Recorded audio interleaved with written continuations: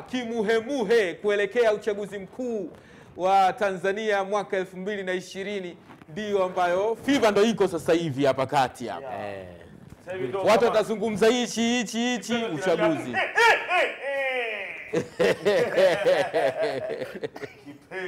Kipenga kinalia. Na hii hapa ni press release show aka wazee wa Mbanga kwa herufi kubwa kabisa. #wazee wa Mbanga, #umbea haste. Mimi naitwa Gossip Cop Sudi Brown, mbea wa kimataifa. Niko na mheshimiwa DC wa Insta bwana Mwijaku, lakini today ametujoin mheshimiwa diwani mheshimiwa diwani wa kata ya Mwanga Kaskazini KG. Tumemaliza vikao vimeisha, lakini kilichobakia tunasubiria tarehe 25 mwezi wa 10. Iwe wazi kama tutashinda tena tutaendelea, au kama tutashinda mwingine tumkabidhi mtu mwingine aweze kuendelea. Baba Levo, mpinzani wako kule nani? Ngoja kwanza. Ngoja kwanza. Wote. Ngoja kwanza. Kuna bibi Kizee. Umesikia? Wanamleta bibi Kizee. Juni mwezi gani kwa Kiswahili? Nini? Juni. 6. Juni. Wewe. Sasa hapo ndio umetichanganya, umetaja mwezi nilozaliwa. Septemba wewe sasa. Septemba sasa. Kuna mtu aliniambia ajui August mwezi gani kwa Kiswahili. Wewe nimekuambia wewe Septemba. Septemba ni mchezo. August ni mwezi wa 8 tulia. Septemba. Nilikwambia tu wazi. Tumemaliza vikao kama madiwani na tumeenda Kigoma. Sijajaza fomu mpaka sasa hivi kwa sababu Zito bado hajasema kwamba anagombea ubunge au anagombea nini. Lakini kwa maoni niliyosikia wananchi wa Kigoma wanaonesha wazi kwamba wanataka Zito agombee ubunge. Kwa kama wakitaka, na maana itabidi mimi nirudi tena kwenye udiwani. Na kwenye kata yangu nimeenda nimeangalia, nimeongea na wananchi wawili watatu na 4. Inaonekana kabisa kwamba upinzani haupo. Kuna amejitokeza bibi Kizee mmoja tu. Nasikia huyu bibi Kizee ndo anataka kupambana na Messi Mwanga yule. Tampiga kura zote. All in all, I'm good na namshukuru Mwenyezi Mungu kama niko vizuri. Afya yangu iko buheri kabisa. Sasa kama mna lolote sasa bwana wazee wa Mbanga, naona mko full Gwanda. Mseme twendeni sasa. Mimi niko tayari. Okay, kama msemaji wa familia ile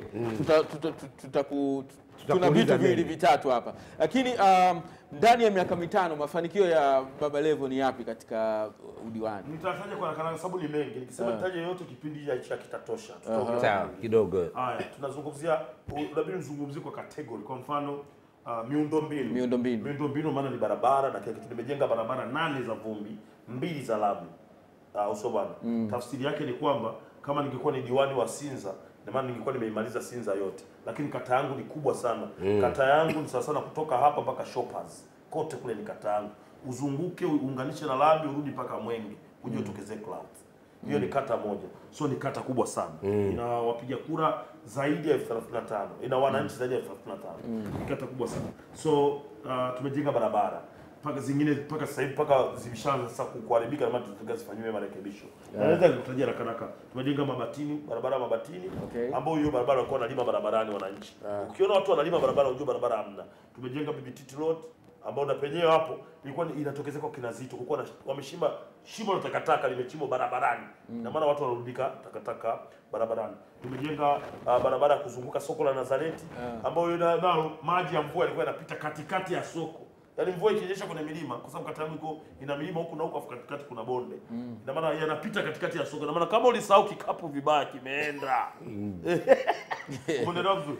Mabarabara ni mengi. Tumejenga barabara na tuna barabara 2 za lami. Barabara moja inaitwa Kitambo Road ambayo inakwenda kuungana na barabara ya Mheshimiwa Kaliango Kigoma mjini, ambayo imepigwa lami ya kisasa kabisa. Kama hizi ambazo nimeziona zimepigwa makumbusho na wapi. Sola full kila kitu. Na nyingine barabara ya Nazareti na yenyewe sola kila kitu. Sasa ukiwaambia watu bwana tumefanikisha kujenga barabara lami na kuanza Baba Levo, wewe diwani utatoa wapi lami jamani? Kitu kikijengwa kwenye kata yako. Sawa, hata kama ameleta mbunge labda Zito au ameleta Mheshimiwa Rais John Pombe Magufuli ndo kaleta. Kazi ya diwani ni kuhakikisha lami iliyokuja imejengwa usimamie wa China wasiibe simenti, wasiibe. Ndio kazi yako. Kwani utatoa wapi hela wewe za kujenga? Huna. Kwa kazi yako diwani ni kusimamia maendeleo ya kata. Kwa zimekuja sola kuhakikisha zimefungwa zote. Kwa sababu kuna sehemu wale wa China waliiba daraja. Yaani sehemu ya kuweka daraja wakaacha. Na ukiiba daraja moja umeiba mamilioni ya hela. Umeelewa vizuri ninachokwambia? Okay. So tukakomaa, daraja limejengwa. Ilikuwa ni barabara ya kitambo, sehemu moja kutoka kwa Mzee Salum Bakari unavuka. Itakiwa ipigwe barabara kubwa, daraja kubwa la kupita magari, wenyewe wakaweka la kuvuka wavuka kwa miguu. Nikawasha moto wa milioni 3.5. Wamejenga sasa hivi, wamerudisha daraja. Wamerudisha. Wamerudisha. So Baba Levo. Okay. Upande wa wajasiriamali tumejenga soko la jioni ambao wakina mama walikuwa wanauza biashara zao barabarani, wanapigwa na kila kitu. Tumejenga tumepitisha sehemu kufunga barabara wafanye biashara zao wao. Ina maana ikifika kuanzia saa 10 barabara inashushwa mageti, wanafanya biashara wakina mama pekee yake, hamna gari. Mpaka saa 7 za usiku yanafunguliwa mageti, panasafishwa, magari yanapita mpaka kesho saa 10 tena. Kwa wale wakina mama hawapigwi tena, wanafanya biashara yao vizuri. Mnaelewa vizuri?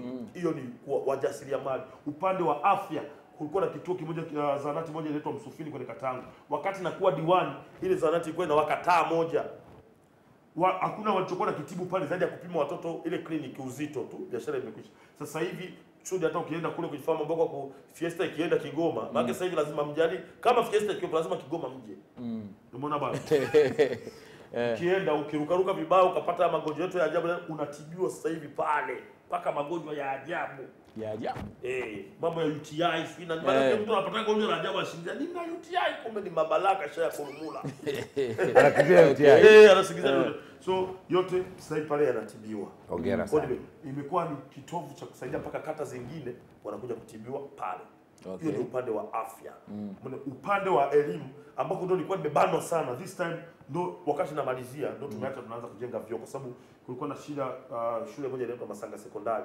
Shida ya choo, watoto wa kike wa sekondari wanaenda kujisaidia kwa majirani. Majirani wengine wanakuta na jicho kama Mwijaku. Wow. Yes man. Wow. Kwa ni balatu. So tumefanya hivyo vitu. So kwa mimi nikienda kugombea udiwani, siendi kusema kwamba nitafanya nini. Naenda kusema nimefanya nini. Na kuna mambo niliahidi makubwa yamenishinda, lakini najua huko mbele nitakuja kuyamaliza. Niliahidi nitajenga uwanja wa mpira. Community center. Okay. Tumejitahidi, tumeandika maproposal na kila kitu, lakini anakuja kujibu na muda unafanya unatuishia. Kwa kama kuna mtu anataka kunisema atanisemea huko. Kama niliahidi uwanja huko wapi? Lakini niliahidi barabara zimekuja. Okay. Hadi nikueleza. Baba Levo. Na proposal hizo umeandika wapi? Hajaandika yeye. Mimi sijasomea. Hajasoma. Hujasoma kabisa. Kwa kitu kimoja. Unajua shida ya Mwijaku na ndio kitu kimoja kitamsababisha atafukuzwa kazi hapa Clouds TV. Ni mdomo. Hujasoma. Hujasoma.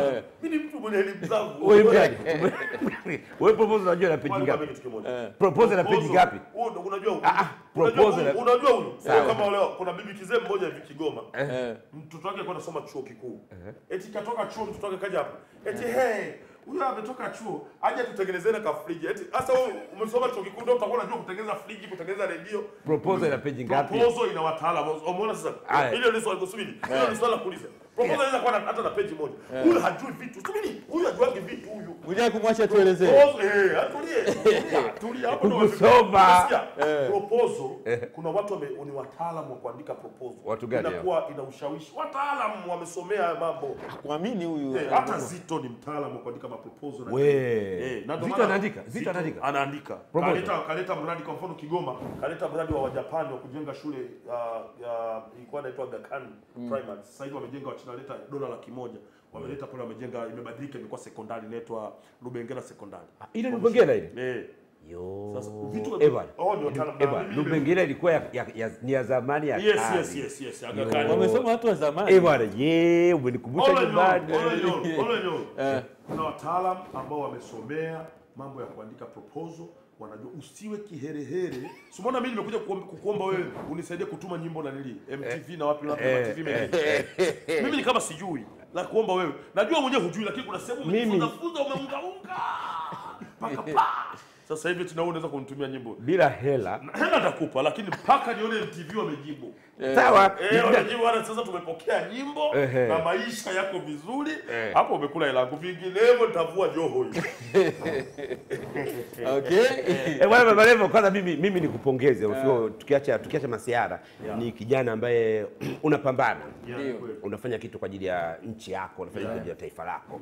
Hiyo I'm so proud sana kwako. Ukiacha makando kando vitu vya kawaida vijana lazima tuwe navyo. Lakini una focus, ukiamua lako linakuwa. Hiyo ndio spirit. Unajiona wapi baada ya miaka 5? Unajiona wapi wewe kama in term of music, in term of siasa, unajiona wapi wewe? Kwenye music kwanza nashukuru kwanza kwa sasa hivi nakwenda juu naelekea kwenda kuwa msanii mkubwa. Unajua siku zote kuna tofauti ya msanii mkubwa na msanii mkongwe. Umeelewa vizuri? Mtu kama Q-Chief, TID ni wasanii wa Kongo, sio wasanii wakubwa. Lakini ni wasanii wa kongwe. Sio wakubwa? Ni wasanii wa kongwe. Kwani wasanii wadogo? Ni wasanii wa kongwe wanaofanya vizuri. Lakini sio wasanii wakubwa. Kivipi sio wakubwa? Ni wasanii wakubwa. Kuonyesha msanii mkubwa. Wewe umesema msanii mkubwa ni yupi na msanii mkongwe? Msanii mkubwa. Unaweza kama msanii mkongwe na useme mkubwa. Unaweza kama msanii mkongwe na msanii ukawa mkubwa. Kwa mfano Alikiba. Alikiba ni msanii mkongwe na ni mkubwa. Alikiba ana miaka mingi sana kwenye game. Na ni mkubwa. Ina maana msanii mkubwa ni yule msanii ambaye ana uwezo wa kwenda nchi yoyote akafanya tamasha na watu wakajaa. Sasa tutakuja mimi na wewe tutaulizana. Na hapo hiyo ndio kipimo cha msanii mkubwa. Okay. So TID hawezi. Nikiita show mimi nakwenda nimekupa mfano. Na mimi tunakwambia TID. Q-Chief hawezi. Kwamba mkubwa. TID tumchukue tumpeleke huko wapi na Mozambique ambako hawajui Kiingereza, hawajui nini, hawajui nini. Afu afike ajaze ukumbi. Hawezi kujaza. Inakuwa ni mtihani. Kwa hiyo una hakika ajaze ukumbi. Mimi najua kama inakuwa ni mtihani baba. Q-Chief hawezi kujaza. Na sasa kama mnataka tuzungumzie wasanii, nileteni list ya wasanii wote, nitaje mmoja baada ya mwingine kwamba huyu ajaze. Tuendelee. Wachache. Tuendelee. Siletee balaa ni vijana. Nandi. Tuendelee. Nandi anajaza. Anajitahidi, anakwenda vizuri. Tuendelee, unajiona wapi? So kwa upande wangu mimi najiona naenda kuwa msanii mkubwa kwa sababu nimetoa High na Low, nilivyotoka gerezani, imeenda vizuri sana High na Low. Jela imekusaidia kwa kiasi fulani kwa sababu kwa kiasi kikubwa ilifanya watu wakawa na tension na mimi na wameona kazi zangu na wako tayari kuzisupport. Hiyo moja, lakini nikaja nikatoa yes no yes gang no gang yes gang no. Umeona bana? Yes no. Umeona bana? Yes no imefanya vizuri sana na sasa hivi nimeachia ngoma yangu inaitwa Tena ambayo nimeachia audio. This week tunashoot video, next week tunaachia video. Baada ya video kutoka tu wiki moja mbele naachia ngoma nyingine. Inaitwa Dondosha. Hakuna namna kwa sababu manyimbo yako ndani, siwezi kuyaweka ndani. Kazi za nyimbo ni kutoka. Na uchaguzi uko nao busy. Yaani mimi ni uchaguzi na kile nishafanya mambo kule. Naenda wiki ya mwisho. Kwenda kuambia bwana sasa malizeni kupiga kura, mimi tuendelee tulipomalizia pale, tumalizie kipande kilichobakia kidogo. Sasa ndio tuna huo uwanja. Lazima ni ujenge. Yaani ndoto yangu ni kujenga uwanja wa community. Baba Levo. Iwe ni kwa tumechukua nchi ACT, iwe nchi imechukuliwa na CCM, kama ni Magufuli ameshinda atajenga. Yaani itaenda kulia hata upo Ikulu, machozi atajaa Ikulu yote. Sawa. Baba Levo. Kuna mtu kaniandikia sasa hivi message hapa. Akamwambia Baba Levo, message zako za kutunga. Sio za kutunga, ni kweli. Akamwambia I'm so proud of you, unajua sana. Lakini kwa nini unapenda mtelezo? Kwa nini unapenda kula? Inasemekana Dar es Salaam unalala bure, unakula bure, unakunywa bure, unasafiri bure. Sawa. Kwa nini? Mimi nitakwambia kitu kimoja. Mimi nakaa Dar es Salaam, mtoto wangu Levo kwanza anasoma Makongo Secondary. Si mkeo anamsomesha? Sawa. Nitakuelezea kila kitu. Hata kodi ni mkeo analipa. Tunajua hadi nitakuelezea kila kitu. Nitakuelezea kila kitu. Mtoto wangu wa kike mdogo anasoma Mwanza. Mwingine anasoma kama huwezi kusikiliza utaki story. Ukizungumza mke analipa, ukizungumza nani analipa. Hayo ni maneno yako unayatoa moyoni. Hata mke wangu sasa hivi ananiangalia, anaona kabisa huko unamsigizia vitu ambavyo havimhusu. Kwanza mke wangu huwezi kumuona tena kwenye mitandao. Haonekani. Ana hela. Mwachie watu wamchukue. Anaenda mistari. Sema unanifurahisha, una akili sana. Mimi mke wangu, kwamba mimi mke wangu anaitwa Salma. Hujaoa. Bado ni mdogo. Sasa ningekuwa kwambia kitu kimoja. Ndio hiyo ndio mnasababishaga matatizo. Hujaoa bado. Hujaoa nini? Mwanamke ukishakuwa uko naye ndani zaidi ya miaka 5 kwa sababu mke wangu sasa hivi anafikisha miaka 23. ni mtoto bado ni mdogo. Maana ukisema ana hela unaonekana kama wao hiyo familia bora. Unakataa. Unakataa. Sio ni bahatisha ni kweli. Watu wengi wanazungumza. So wewe tu ngombe watu. Anaishi kwenye apartment huyo. Lazima niishi. Mimi nafanya kazi boy, unajua huyu ni kazi gani unafanya? Hiyo ya kulipwa 300. Nani? Udiwani 320. Mimi nafanya kazi nyingi.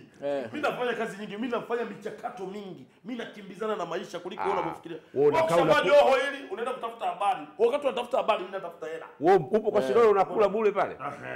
Na tungerudi hapo. Kuna wengine kwa mfano kumekuwa na lawama nyingi, wengine nasema unajua mimi napenda sana kuchekesha. Hapo unakula bure kwa Shilole, si na kila kitu mimi napenda hivyo ni. Naonaga kama hivyo ni. Sio kama real life.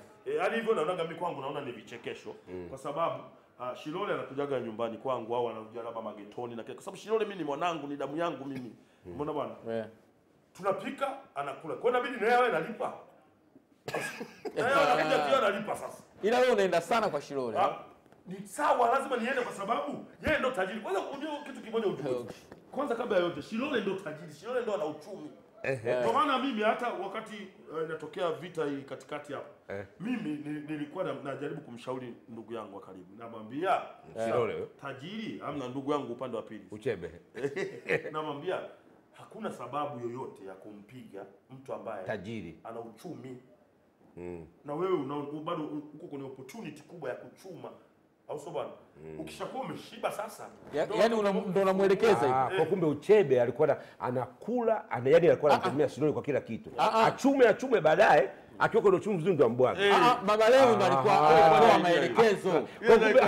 Kwa hiyo na ndo idea. Unasikia Mwijaku? Ya Uchebe. Idea Baba Levo akimshauri Uchebe kwamba atulie achume. Achume. Kwa nini yani wakati Shilole rafiki yako? Kwa nini achume? Kwa sababu moja. Kwa sababu moja.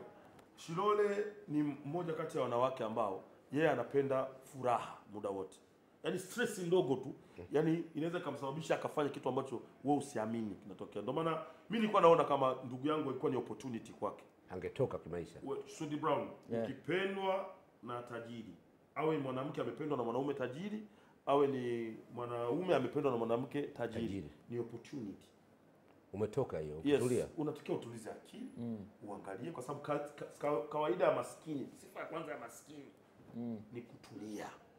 Ukiwa maskini afu kama Mwijaku ndio maana tunaendaga jela. Tulie, upate wala angalau maisha yaende. Mimi nakwambia, mimi Tanzania nzima sasa hivi inaonekana Baba Levo ndo anapiga msumari, sio Uchebe achike, sio afanyaje? Ujiweke wewe. Afanyaje? Kujiweka mimi najua haiwezekani. Wapo watu walimwengu wanasema. Mimi nimeonyesha chati yangu ndogo tu pale, inaonyesha. Umeona chati yangu? Inaonyesha, namwambia Shilole hapana kumwacha mume wako. Haiwezekani kumwacha mume wako. Usimwache Ashraf. Analia vibaya sana. Tuma machozi. Inaonekana mambo mengine ambayo sisi tulikuwa tunayajua, labda mengine yalikuwa yako ndani zaidi, ambayo yalikuwa yanamtesa zaidi. Lakini unayajua. Anambia mimi nitakufa. Nilikuwa najua ndio hayo mapicha. Hayo mapicha tunayo, tulikuwa tumeyaweka tu moyoni kwa sababu hakuna haja kuyapeleka kwa sababu kutenganisha ndoa, mtu ameoana na mke wake, mtu yani ni kitu kibaya sana. Lakini huyu hapa tumejitahidi sana, lakini mwisho sasa unaona, sasa wewe ndo rafiki yangu. Unaambia bwana Baba Levo, kama kweli unanipenda nisaidie. Sawa? Niweze kuepuka hichi kikombe na kufa. Message umesoma hujasoma? Nimesoma. Umeona bwana? Sasa inabidi sasa ifikia hatua unaona sasa bana, kweli tumejaribu kubembeleza, lakini inafikia muda sasa tuache tu mtu aende kaendelee na mambo yake. Umeona bana? That is ukipewa nafasi, Shilole rafiki yako, shoga yako mzuri na unampendea furaha. Ukipewa nafasi umchagulie mume kati ya wanaume ambao waliwahi kudate nao Shilole, Mike wake. Yupi unahisi kidogo alikuwa anampa furaha rafiki yako na unatamani warudiane waweze kufanya maisha? Yupi? Mimi kweli kabisa. Mimi ninachojua, watu wote ambao walitengana na Shilole, ambao walipita labda kwenye mikono yangu au niliwaona. Wote wamepita mikononi kwako. Kwa asilimia kubwa hawana nafasi ya kurudi. Hawana. Kwa nini? Hawana. Tena huyo ndo hana kabisa. Sababu unajua shida ya Nuhu ni nini? Nuhu alianza kumchamba Shilole. alikuwa na nafasi nuka kabisa, lakini alianza kupiga madude ambayo kabla Shilole hajaachana na Uchebe. Kabla hajaachana na Uchebe alikuwa na nafasi. Ilikuwa alikuwa anazidi kujaribu. Lakini alikuwa na nafasi. Kwa mimi sasa hiyo ni mimi nasema. Siwezi kumsemea moyoni mwake yeye alivyo. Shilole ni rafiki yangu na kila kitu, na this time nataka nitengeneze mazingira ya kuanza kumweka pembeni. Ili hata kwenye mahusiano yake mengine haya yaanze kwanza atakayoanza utaki kuingilia, sije kaja kuonekana tena ila kuja kutokea, kwa sababu Shilole akipambana vita mimi lazima niingie straight, kwa sababu sio mwanangu mimi. Siwezi kuwa upande wa Uchebe kwa sababu Uchebe sio rafiki yangu. Umeelewa vizuri? Alikuwa ananipiga vita unapiga vita ya nini? Hata watu wajigaragaze kupiga walao angalau murujo uingie. Imewahi kutokea changamoto zao za ugomvi zimetokea mbele yako mara nyingi na Uchebe? Inakuwaje? Mara nyingi inatokea, tunaamua vinaisha, wanapigana, lakini yani maneno msengeza maneno za kila ni mara nyingi. Kiusema ukweli kabisa yani walikuwa wamefikia hatua waache tu hapo muziki, walishatoleana maneno yote maana sana, yani waache tu hapo muziki. Kwa mimi ndio maana mimi mwisho nilisema bwana tuache tu wapumzike, kila mtu afanye mambo yake basi, kwa sababu kinachokuwa kinaenda kutokea ni either Uchebe angepata kesi sawa, kwa sababu yeye naye ana mkono, angepata kesi, au Shilole mwenyewe angepata kesi. Bwana, kiufupi unawaambia nini? Nipige nikupige. Kiufupi unamwambia nini Uchebe baada ya kukuambia ile comment kwa wewe unaongea mtoto wa kiume? Unamwambia nini? Kwa sababu alikwambia uje kufundisha Spana. Mimi kwa upande wangu mimi naona yeye angeconcentrate sasa kwenye maisha mapya. Yaani angeweka nguvu kubwa kwenye maisha yake, kwa sababu Uchebe ni mpambanaji, ni fundi na kila kitu. Angeconcentrate kwenye haya mambo. Kwa sababu mimi mwenyewe nataka kuacha kuzungumzia. Yaani nataka nikiumbia ile swali kuhusu Uchebe nisiliongee tena kabisa. Na leo ndo nafunga. Tunafikia tu tufunge mijadala. Tuendelee na mambo maisha mengine true. Kwa sababu yeye ana maisha yake na mimi na maisha yangu, au so bana. So aendelee na maisha yake mengine. Yaani concentrate, kwa sababu ametoa talaka ametoa moja. Bado inaitwa talaka rejea. Kwa hiyo jingine hajatoa. Wote kwa unajua vitu vingi sana bandani. Na Ngo kashachukua Ngo. Sasa hiyo kama amechukua hajachukua hiyo ni wao wenyewe, lakini ukija kuangalia kiuhalisia ni kwamba inaonekana kabisa wazi kwamba ana matumaini labda kama mchakato unaweza ukafanya nini ukarudi na utafunga mdomo akirudi. Mimi haitanitesa. Yaani mimi siku yangu kitu kimoja. Mahusiano ya Shilole na Uchebe hayatanitesa mimi hata chembe moja. Kwa sababu ngoja nikwambie kitu kimoja. Mimi nakaa nyumba nalipa kodi mimi kwa mwaka. Na nani bwana, sikia wewe una uwezo wa kusikiliza. Unajua kwa sababu sasa wewe kulipiwa na mke wako, eti unajifanya nampiga na kanga. Sasa utampiga tajiri yule. Mwanamke ana uchumi utampiga wewe. Mimi sio namnyenyekea. Mimi namnyenyekea. Na wewe ndugu yangu nyenyekea. Kodi analipa mimi kwa mwezi mmoja. Ni sawa sana kodi ambayo Shilole analipa kwa mwezi mmoja eneo la fundi lote. Umeelewa? Sasa ukisema kuna watu wengine wanasema Shilole anakulipia kodi, anafanyaje? Yaani ni vitu ambavyo watu wanaongea bila kujua. Lakini sasa mimi nikwambia tu kitu kimoja. Bwana usome ujumbe kwanza ule. Uchebe akimwambia bwana Baba Levo, mwanaume wa kweli haongeleagi hovyo hovyo wanaume wenzie. Sasa kama unachofanya kimekushinda, karibu ofisini, kijana wangu yupo atakufundisha kumwaga oil. Najua pia unapenda kula. Karibu home nitakutengenezea ugali laini. Sababu unapenda mtelezo. Acha tukutolezeshe. Alafu chini nikamjibuje hapo? Hapo kwenye ugali na kuja. Unapenda kula, kuna jela la guest. Sawa, jela bila pajua. Na wewe sasa, hadi ukija kukienda jela. Unafanyaje? Hadi wala siende. Kwa nini? Wijako. Lakini unaweza ukasurvive, unajua mdomo jela unasaidia. Unapewa ukierere. Ile message ipe jibu. Nimeshajibu pale. Unapenda kula wewe. Kuna ugali hapo amezungumza yote alivyozungumza, kama kuna ugali. Nikasema kuna ugali hapo safi. Tuache hayo. Kuna message hapa jamaa amesema nisimtaje jina, anasema mbona sijamuona Baba Levo Dodoma juzi na wasanii wenzake wote walikuwa. Wasanii wote walienda Dodoma na ni vizuri, kama msanii ana chama chake anakipenda ni vyema aende akakishabikie na kila kitu, lakini tunazidi kusisitiza, nimeshaongea sana kwenye interview nyingi sana kwamba wakati huu wa kampeni wasanii pia wawe makini, wakati wanashabikia vyama vyao wasiongee maneno ya kashfa ya kuchukiza kwa vyama vingine au kwa viongozi wengine, aidha yakawa personal au ni kwa sababu vita ya siasa ni mbaya kuliko vita ya usanii. Vita ya usanii tutaongea kwenye TV, tutamaliza taisha. Vita ya siasa ni mbaya, ndio maana unasikia watu wanakufa, watu wanauana na kila kitu. So ni vyema kama unamshabikia, kwa mfano kama unampenda Magufuli, Magufuli namba 1, Magufuli kiboko, kajanga ndani safi. Nani atakuzuia? Nani atakuzuia? Kwa mfano mimi sio mimi napiga, nishatengeneza manyimbo hapa, namsifia Zito, namsifia Membe. Wewe Membe anagombea kweli? Atakuja tu, tunamuomba aje. Kwa hiyo Membe ndo atakuwa rais. Atakuja. Kwa tunamsifia, ni uhuru, kila mtu ana nafasi yake. Lakini kila mtu ana nafasi yake kutengeneza hela. CCM wana mahela, sababu CCM ni chama chenye mahela. Kwa wasanii wakienda wengi kule watapewa mahela. Huku chama chetu niko mimi na wakazi, mimi nitapewa mahela, nitamgawia wakazi kidogo. Kwa sababu mimi ndo nimeanza. Unapewa umpe wakazi. Kwa all in all, kwa walienda kule, walienda kufanya, mimi niko Kigoma, niko na mheshimiwa mbunge Zito Zuberi Kabwe. Tulikuwa tunaenda kule kwa sababu tulikuwa kukusanya maoni, kuona wananchi wanasema. Wananchi wameonyesha kama wanamtaka agombee ubunge Kimo. Sudi aliniambia mara mwisho, aliniambia kwa ulipataga matatizo ya kiafya.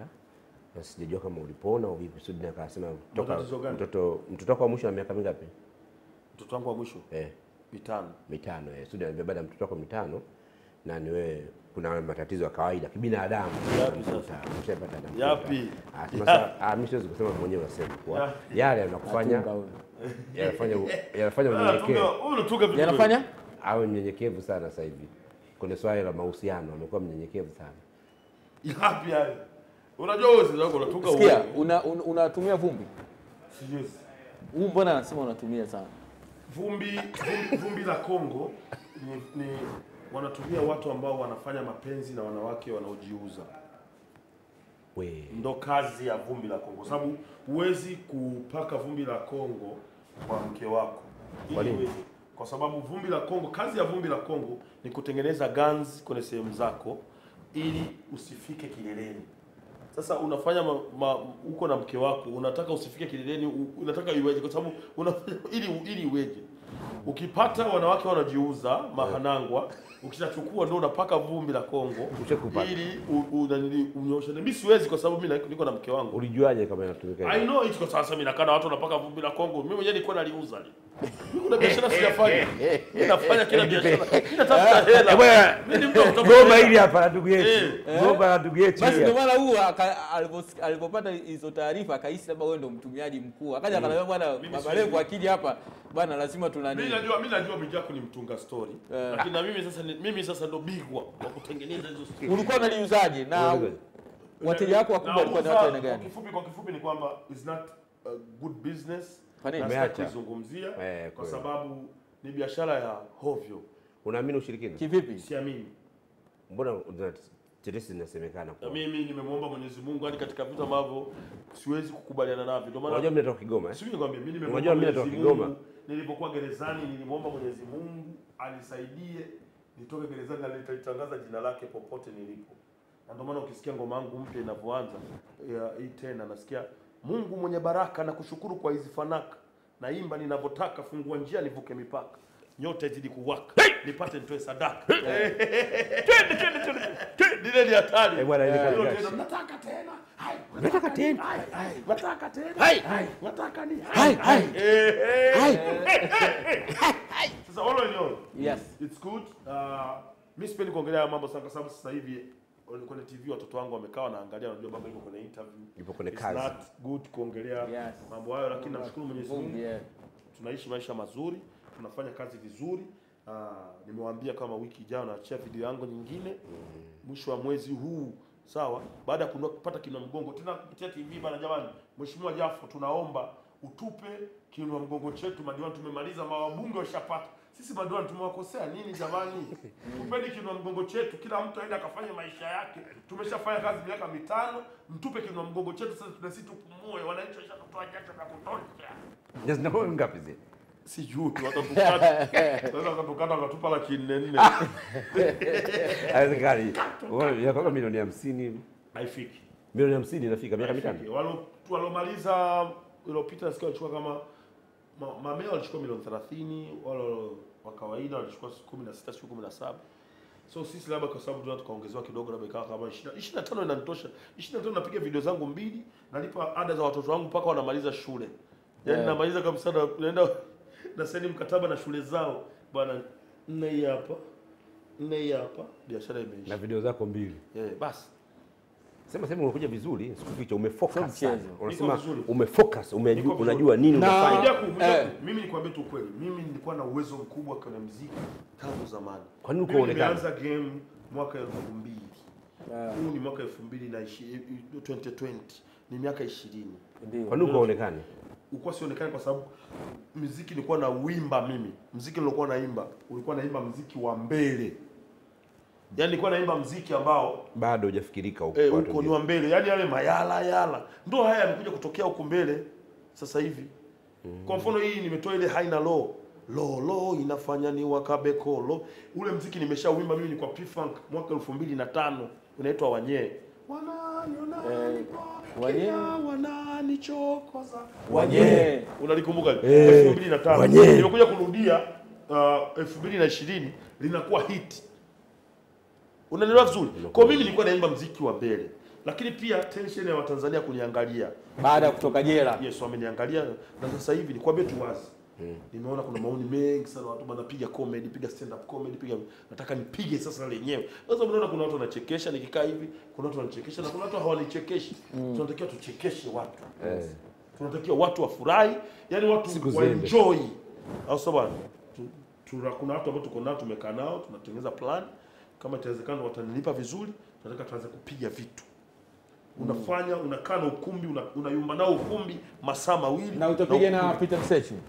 Inawezekana nikapiga na Peter Msechu au nisipige naye kwa sababu Msechu mara nyingi nikipiga naye kazi ananiibia hela. Kumbe anakuibia sana. Sasa kupiga kazi na mtu ana tumbo kubwa mwisho wa siku. Unajua kuna tofauti ya tumbo kubwa na kitambi. Lile? Sasa nitakutofautishia. Tofauti wa tumbo kubwa. Ukiwa hauna hela. Una tumbo kubwa aise. Mmoja kwenda mimi je?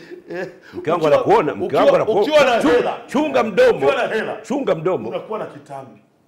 Kama chama. Kwa maana mimi kuna interview nilisema, sitoi kitambi. Nikitoa kitambi changu mimi nikitoa cha nini? Hakiniwashi, hakiniumi, sio jipo kama eti labda kama ninatungia usaa, sio ni usaa umejaa ndani. Kwa nini kitoe? Enjoy. Na mkeo anakipenda. Mke wangu anakipenda sana. Inskati anakilalia. Rais JPM alisema kwamba alitoa agizo kwamba aletewe makaratasi assign document za kuhamisha KOSOTA, chombo ambacho kinasimamia issue zote za masuala ya hati miliki kutoka Wizara ya Viwanda na Biashara kwenda katika Wizara ya Habari, Utamaduni, Sanaa na Michezo. Hii hapa, hebu tupe mtazamo wako wewe kama msanii. Ni wazo zuri, ni wazo zuri sana, lakini litakuwa wazo zuri kama kuhama kwa KOSOTA kwenda kwenye wizara kutafanywa mabadiliko mle ndani pia, ndani ya KOSOTA yenyewe, yani wale wazee. So wazee tu, mifumo. Hivi kwa unajua zamani tulikuwa tunaenda KOSOTA. Yani mfumo wao wa malipo, mfumo wao kulipa. Zamani hiyo, sasa nakuelezea. Walikuwa wewe una nyimbo 3. Diamond na wao la Kiba na nyimbo 1. Sawa. Wewe utalipwa hela nyingi kuzidi yeye. Kwa sababu walikuwa wanapiga ile moja. Kwa kama una nyimbo nyingi, ina maana yeye atapata moja, utapata moja. Umeelewa vizuri? Kwa mwisho wa siku sasa kinachokuja kutokea ni kwamba wewe mwenye nyimbo mengi au sawa, unajikuta unachukua mzigo mzito. Huyu mwenye ngoma moja anajikuta hapati chochote, hata kama nyimbo yake ndio inapigwa sana, kwa sababu kulikuwa hakuna mfumo wa kufuatilia hiyo jukebox ambao watu wanadumkiza hela ni nyimbo ya nani imepigwa zaidi. Umeelewa vizuri? Kulikuwa hakuna mifumo hiyo. Sasa bila kuwa na hiyo mifumo, ama sasa hivi YouTube inatulipa vizuri. Ndio unaona kila kitu changu bana sasa hivi YouTube hata nitamani ndio kipindi nikibebe pop press release YouTube. Kwa zako. Sio ile. So ni kubadilisha mifumo. Hata tunaangalia na nini watu wa BASATA na nini Mara nyingi wanafungia ngoma lakini kuna sehemu moja tu hawajajua. Tukisema tufuate mila na desturi za mziki wa Tanzania, mavazi ya mziki wa Tanzania zinafungiwa nyimbo zote. Wewe unajua mavazi ya ngoma za Tanzania wewe? Unaziba hapa. Unaweza sasa uvize sasa mtu kama Gigy Money azibe hapa tu. Itakuwaje? Wasizungumzie eti mambo eti maadili. Tukifuata maadili ya nchi yetu. Mila na desturi zetu za unyago. Mavazi ya ngoma zetu. Zitafungwa ngoma zote. So na wao wanatakiwa balance, waangalie kwamba muziki wetu unatakiwa uende international. Yaani sio kukazania tu huyo siwe. Sasa hivi hata ukisema ngongingo sio wao waliuza jamani. Ni maisha gani haya? Ni maisha gani? So mwisho wa siku wanapaswa wazee pale na tuache haya mambo ya kuamini tu mzee ndio anajua muziki. Hapana, na hata wakina Mwana FA ambao ndio wako mle ndani wajitahidi kuwa wanatoa mawazo chanya ambao kwa sababu wao wametembea, wamezunguka kwenye manchi ya watu. Waangalie, watoe mawazo chanya ambayo yataenda kusaidia muziki wetu utembee. Sio unaenda kukaa mle ukikana wewe umekana wazee naona kuwa mzee. Sasa na watu wakikutanaga na JPM wanacheka. Ukutana na rais baadaye umuelezee vitu umuelezee unacheka sana. Wanachekaga nini? Mimi nataka nipatake nafasi kwa ule mzee. Mtu ukifika pale anacheka. Picha zote watu wasaidia wakikutana na JPM wanacheka sana. Wewe ungefanya nini? Unafikia umlilie mzee. Umlilie mwambie nini? Ndio mwambie hapa na kuangalia saa hizi. Unatakiwa mwambie mzee. Mwambie hapa kwamba sasa hivi muziki wetu sasa hivi ushakuwa na nafasi kwenye nchi za watu. Tunaona wasanii wanaenda nje wanafanya matamasha makubwa yanaleta hela. Tunaona wasanii wanalipa makodi na nini, hela zinapatikana kupitia kwenye muziki. Tunahitaji wizara yetu sasa iwekeze sehemu za kufanyia matamasha makubwa. So tunafanya timu mwandazi tamasha sehemu eti unakuja kuambia timu mwisho saa 6. Kuna show ya saa 6 mwisho. Sasa mimi ndo naamka. Kwa mfano Kigoma, mimi nakwambia Kigoma kwenye mkoa wetu. Yaani unaweza ukaenda saa 3 kwenye show yako ukasema leo sasa nimekula za uso. Kama ukiwa na moyo mdogo watu washazoea, yani mtu saa 7 ndo anaenda niwekee maji nikaoge. Saa 7 usiku. Umeelewa vizuri? Umejaza? Lazima nashukuru Mwenyezi Mungu nimefanya show Kigoma, nimepata watu wamekuja kumuona mtoto wao. Tofauti na show zangu zote nilishawahi kufanya Kigoma. Lakini pia nilikuwa nimegundua kitu kimoja. Zamani nilikuwa nafanya show Kigoma kabla sijahit. Yaani nilikuwa najiona mimi nimehit. Kumbe bado nilikuwa sijafikia ile nafasi ya kuhit. Nilikuwa bado. Sasa hivi ngoma hizi zinanisogeza. Ndio maana nataka nipige tena nipige. Yaani niwafumue yani wasanii, yani asijitokeze msanii yote akishindana na mimi. Yoyote. Tutavurugana naye vibasa. Yoyote. Safi, spirit nzuri. Neo Mitego. Yoyote sasa Neo Mitego ni mlaisi. Kwa Neo Mitego nishampita. Sasa mimi ndo kufuatia Neo Mitego. Neo Mitego unajua kwanza ngombe kitu kimoja. Hao wasanii wote ni wapya. Yaani hilo lazima ulijue kwanza. Yaani usione hivi tunakaa tunaongea na Baba Levo. Hawa wote ni wapya wasanii. Hawa wote hawako kwenye kizazi chetu. Wote wakina Joe Makini, kwa pili si Roma, si Neo Mitego. Wote hawa ni wapya.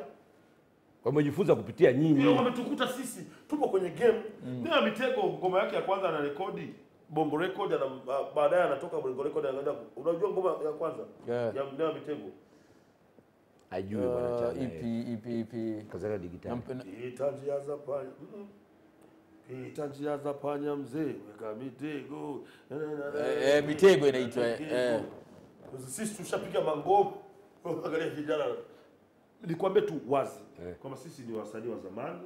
Tunashukuru wao kina Neo wamekuja kupata mahela na nini wakaanza kutusaidia na sisi mahela na sisi tukapata mahela, lakini sisi tumeanza muziki zamani. So tunajua mbinu zote. Tusidanganyane. Kuna muda tu matatizo yanakupiga, komesha matatizo yakikupiga sana unatokea na ucheke. Yaani unacheka sana. Na unaangalia opportunity. Mimi nikwambia tu wazi. Maskini akicheka, tajiri huwa anapata shida sana. Yaani tajiri yuko gorofani kule juu. Maskini yuko kwenye nyumba ya chini. Maskini atoke pale amekula taulo, hapo anacheka sana. Tajiri Unja na furaha. Unja na furaha kitu gani? Hapa boy. Unja na nini huyu? Planet anauliza kwamba bado unawakumbuka washikaji zako wa TMK ambao walikuchomoa kwenye game. Walikutambulisha kwenye game. Namkumbuka timu nzima ya TMK wanaume halisi, kwa sababu mimi nakumbuka nilipokuwa niko studio kwa P-Funk 2004, 2005, 2006. P-Funk ndo alinichukua kunipeleka mimi kwa Juma Nature. Tena alimwita Juma Nature, anamwambia njoo, nataka nikupe udogo kutoka Kigoma na uwezo mkubwa, atakusaidia kwenye vitu. Wakati huo wanaenda ku break TMK inakatika. Sasa bwana unakuwa na TMK wanaume halisi na TMK wanaume family. Clouds wanaandaa tamasha la Mkali Nani, Diamond Jubilee. Kati ya TMK wanaume family na halisi. Sasa baba la baba ndo naingia katikati hapo, niko kwa Juma Nature, tunapambana ndo wakati huo wametoa ile damu mpaka Moro, nina hiti huko, wenzangu nimeingia wenyewe shatoa Tatu Bila, tunakuja kunasubiria Tatu Bila remix. Mnaelewa vizuri? Umetoa Tatu Bila, sasa mimi ndo naingia pale naanza kuachana wale wajomba. Wanaume gani mna afya mgogoro? Mnatuacha damu mnakimbilia Moro. Na huko Moro mtakutana na seli asemaye ndio bishororo, vipomporo. Ni bora mwache mziki mwanze kuuza ugoro. Unakumbuka hiyo? Ai bwana, ashiko bado hatari. Umeona bwana? Ndio tunafumua ile. Kwa mwisho wa siku kilichokuja kutokea ni kwamba tumshukuru Mwenyezi Mungu, Juma Nature alinisupport sana. Baadaye nikaona sasa ni nafasi yangu ya mimi kuweza kufanya kazi zangu mimi mwenyewe, kwa sababu niliona sasa nimeshakuwa niende. Muziki wa makundi haulipi. Unaweza unaenda kwenye show TMK wanaume. TMK halisia, wanaume halisi. Mnalipwa milioni 2. Sawa? Anakuja Alikiba peke yake, analipwa milioni 1.5. Sasa nyie mtagawanaje? Mko 13. Yeye yuko peke yake. Hamwezi kumgusa kimaendeleo huyo. Kwa hiyo niliona mapema, nikaona inasemekana unataka kufungua lebo na yeye na kuja na msanii wako kumtambulisha. Mimi siwezi kufungua lebo, sina hela. Sijapata. Wewe basi wewe muongo sana. Mimi sijapata hizo hela. Wewe muongo sana. Tunakuja kumwambia bwana Baba Levo sasa anataka kufungua lebo, kuna wasanii wake wawili juzi unatunga. Huyu hapa karibia huyu hapa. Ngoja, na nilikuwa swali la Jackson Rogatus wakitacha kwa Buruda, alikuwa anasema kwamba kwa sababu wewe wakati unatoka jela ulisema kwamba kuna wasanii unawasaidia, lakini inasemekana kwamba ni mchongo tu fulani ambao ulilipwa ili uweze kuwatambulisha michango ya watu, lakini baadaye telekeza. Kwa ufupi ni kwamba wakati natoka gerezani, mnaona muda kama umekata. Hatari sana. Yaani ndio mmezidi. Umeenda kumweka ule babu wa huko wapi masaa 100. Mguu umekatika. Yaani nyinyi mna concentrate kwenye vitu. Yaani nyinyi kama ingekuwa ndo makofi mheshimiwa. Yule mzee tunamfanyia fundraising kumchangia apate mguu. Okay, ole apate spare. Ole nilitoka gerezani nikasema kuna wasanii naweza nikasaidia, na bado kuna wasanii, sasa hivi nataka nimsaidie msanii wa kwaya. Kuna binti mmoja nimeona anapiga kopi sana za kwaya, tamsaidia. Wasanii wengi ambao unawasaidia uwezo wao unakuwa ni mdogo. Unamsemea msanii huyu yuko vizuri akipewa stage anaimba vya ovyo. Sasa uwezi wewe hauwapimi. Unakuwa mtu sisi unamfundisha mtu vitu. Bwana ukifika pale wewe kumuta hivi. Unamfundisha mara 100, unaweza naweza. Twende sasa. Akifika hapa kuna msanii mmoja alikuwa akithesi. Sasa jamani. Ukagastaki. Niko na kiongozi. Endelea na mambo yako. Sasa hivi huko anaangaika sio na makopo sio bwana, tunaitwa wazee wa Mbanga Press Release Show, naitwa Mbewa Kimataifa Suri Brown. Niko na mheshimiwa DC wa Insta Mwijaku pamoja na mheshimiwa wa ukweli, mheshimiwa diwani wa Mwanga Kaskazini, kata ya Mwanga Kaskazini, KG Town. Na huu ndio utakuwa utamaduni wetu sasa hivi. Kila Jumatatu tutakuwa utamaduni wetu kwa sababu tupo katika kipindi kizuri hiki kujua mbivu na mbichi. Kwa kila Jumatatu hakikisha kwa unakaa 3:30 utakuwa utaratibu wetu huu tuloleta. Tunakupa mkoani kwa wazee wa Mbanga. Leo tulikuwa na Baba Levo, lakini tutakuwa naye tena siku nyingine kutuambia mbivu na mbichi hasa katika kulelewa kwake. Sawa. Neno lako la mwisho mzee baba kuelekea 2020 uchaguzi. Wananchi wa kata ya Mwanga Kaskazini narudi kwa ajili ya kugombea. So tujiandae, tutasikiliza sera za wengine ambao watakuja, kama watakuwa na vitu mbadala ambavyo vina mafanikio zaidi ya Mwanga kuliko mimi wachaguliwe. Kama lakini mtaona nafaa, basi tutapata nafasi nyingine ya kuweza kuendelea kuiongoza Mwanga Kaskazini. Sababu Mwanga Kaskazini ni katikati, ndo Sinza ya Kigoma. City Center wanaita. City Center. Hapa tunamaliza nayo hapa. Uchebe baada ya Shilole kutoa povu, Uchebe akakamatwa. Kukamatwa nasikia baada ya siku 2, Uchebe akatuma jumbe kwa watu kwamba wakamwambie mke wake kwamba anampenda sana. Ikasemekana kwamba Shishi kabidi akapiga magoti na nini Uchebe atolewe. Mpaka sasa hivi Uchebe yuko uraiani. Wameshakutana na Shilole? Hawajakutana na nadhani Shilole hataki. Lakini amemsamehe. Lakini moja kati ya vitu ambavyo tulisema sisi ambao tunamshauri, tumwambia hakikishe Uchebe hafikishwi mahakamani. Uchebe akifikishwa mahakamani anafungwa. Yaani mimi najua. Yaani unaona sio kufanya tu hivi. Kama sio kwa ridhaa yako.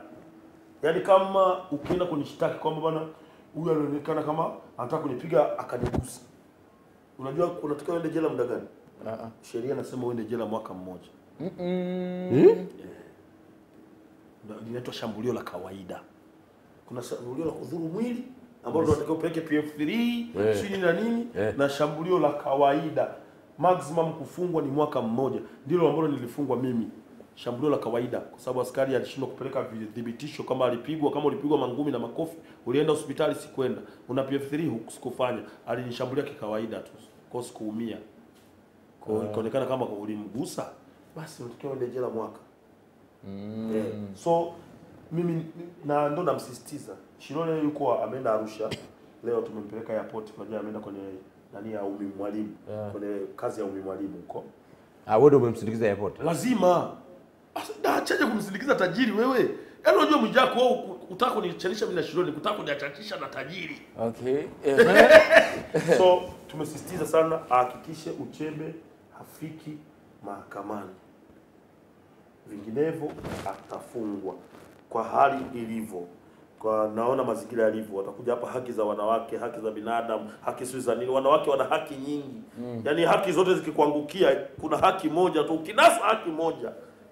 Na ile shambulio lake ni shambulio la kudhuru mwili. Unajua ni muda gani jela? Kuanzia miaka 3. Miaka 3 kushuka chini. Na kama ukipata nani 3 kama 4 5 unaweza kupigwa hata miaka 7. Ni majanga mazito. Bwana sisi tutakuwepo Kigoma. Yes. Kwa hiyo natumaini tutakuwepo na wewe huko. Mwisho wa mwezi huu hapa Kiba na kuwepo homecoming show. Yes, kuna show ya Kiba amepigia promoter wake ambaye ameandaa show. Nimempa si mwana mama yule? Grace. Usinitaje jina lake. Sisi wewe tunajua aitwa Grace. Sawa. Sasa umesema ni mwana mama nini? Umenipigia basi usitaje hata jinsia. Umeona bana, amenipigia nimemwambia nimempa price zangu za kuweza kufanya show Kigoma kwenye show ya Kiba. Sina kitu chochote cha kunizuia nisiende kwenye show ya Kiba. Sina mkataba wowote wa kunizuia kwenda kwenye show ya Kiba. Kiba ni ndugu yangu, anatoka nyumbani, kwetu ni kumoja. Na swala lolote na ruhusu Kigoma, mimi wanaliingia ndani winji. Ukubali, ukienda huko lazima maka ile tu watu wote tukitoka tunahamia Kazura Mimba tunaenda kuivuruga. Kwa hiyo ukubali. Tutaenda Kazura Mimba. Sasa wewe jimbo lako ueleweki, mara Kazura Mimba. Mara Kawe. Una matatizo gani? Bwana ivuruga ile. Mpaka Jumatatu ijayo tunaitwa Wazee wa Mbanga. Hatari jamani hata. Bwana umeua? Usimcheze Uchebe, imani yake imemponya. Ngoja nikwambie kwa nini.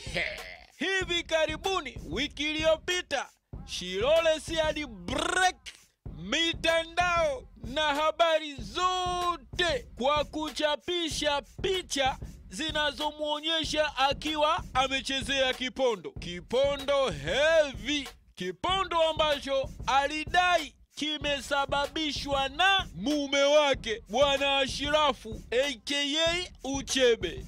Katika chapisho hilo kulikuwa kuna waraka mrefu mkeka ambao ndani yake akasema kwamba yeye na Uchebe ndo basi tena.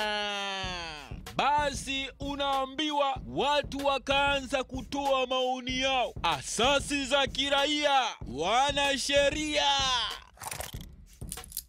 Inasemekana kwamba Bwana Uchebe akapigwa kangang pete, yani pingu.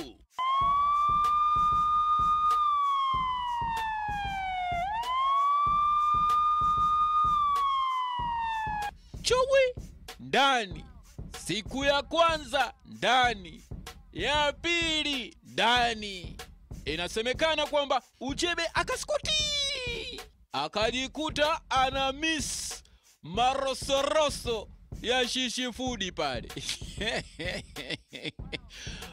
Basi akaamua katika jamaa zake ambao wanampelekea chai isiyokuwa na iliki, tofauti na ya mke wake, wanaompelekea wali na michuzi ya chukuchuku, tofauti na ya akamng'ata sikio mzee baba mmoja. Mzee baba, naomba ukamtafute Zuena mke wangu, mwambie namsalimia na namshukuru Mwenyezi Mungu kwa haya yote nayopitia. Mwambie nampenda na sitoacha kumpenda mke wangu milele na milele.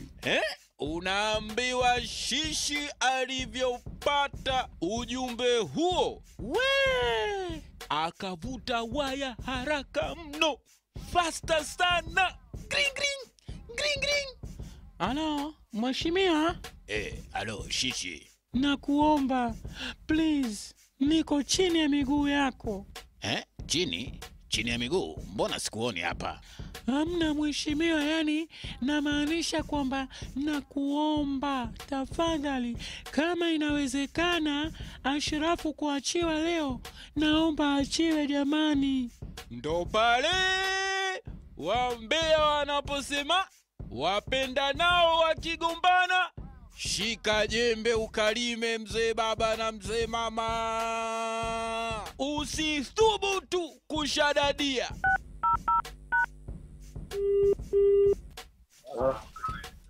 Halo? Uchebe? Mzee baba? Ambie Muislamu. Asepoa, ndugu yako hapa Sudi Browni. Muislamu. Waalaikum salam, kwema? Alhamdulillah, namshukuru Mwenyezi Mungu. Pia na Aisha ibidi mshukuru Allah. Mimi bwana nimekupigia bwana kuwapongeza kwa kuyamaliza we na Shilole. Hicho chochote Muislamu. Simake sinasikia ulikuwa ndani na nini huku na huku mkasameheana. Hapa ni mtihani kidogo Sudi, kwa hiyo Allah anataka ikifika tajua. Nisikia Muislamu kuwa na subira, inna Allah wasabirina. Kwa kupa faida yoyote kwa sasa hivi. Sawa. Vipi lakini mmeshakutana hivi uso kwa uso? Ndio chief. Hiyo kazi alafu na maisha mengine tofauti na kazi, unajua? Kweli.